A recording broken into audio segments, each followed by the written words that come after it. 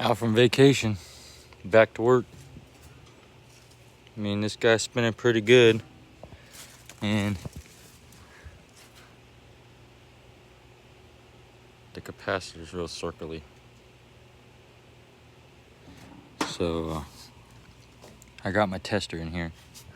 It don't look whatever, but it gets rained on and shit. It's my tester, it works.